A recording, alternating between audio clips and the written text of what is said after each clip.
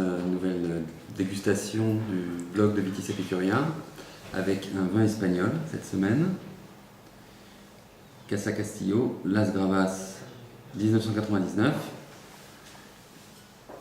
Donc l'appellation c'est Jumilla, dans la région de Murcie, pas très loin de Valence. Donc ce sont des vins qui sont assez riches en Mourvèdre, avec un peu de Grenache et de Syrah. C'est un petit peu la version espagnole des bandoles rouges français. Vinifiés par Simeone Pérez. Dans leur jeunesse, ils ont une tendance à être un petit peu rustiques, mais en vieillissant, ils s'harmonisent et deviennent très souples, complexes et très agréables. Et ce qui les caractérise, c'est leur super rapport qualité-prix, puisque ce sont des vins qui, même après avoir vieilli un certain temps, dépassent péniblement les 10 €. Et en principe, on en a clairement pour son argent. Maintenant, on va faire le test. Alors, ça mérite, ce qui n'est pas le cas ici, ça mérite d'être carafé quand même une bonne heure.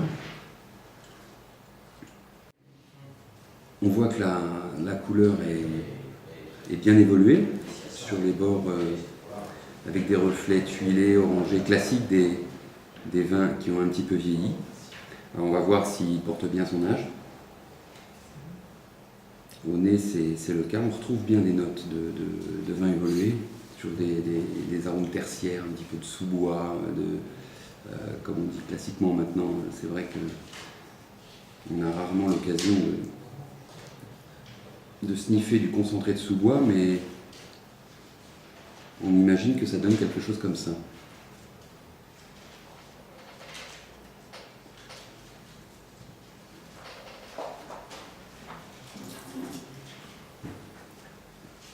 Alors l'attaque est très souple, la bouche est très équilibrée, avec une belle finale.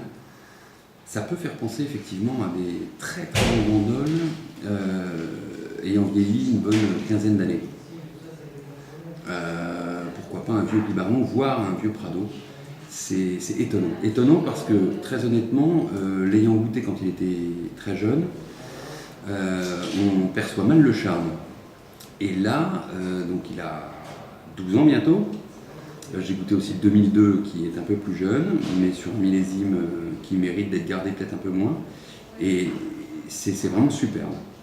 C'est vraiment à cet âge-là qu'il faut le boire. Donc je vous le conseille, Casa Castillo, Las Gravas, en Jumilla, 99 ou 2002. C'est superbe, à consommer avec modération.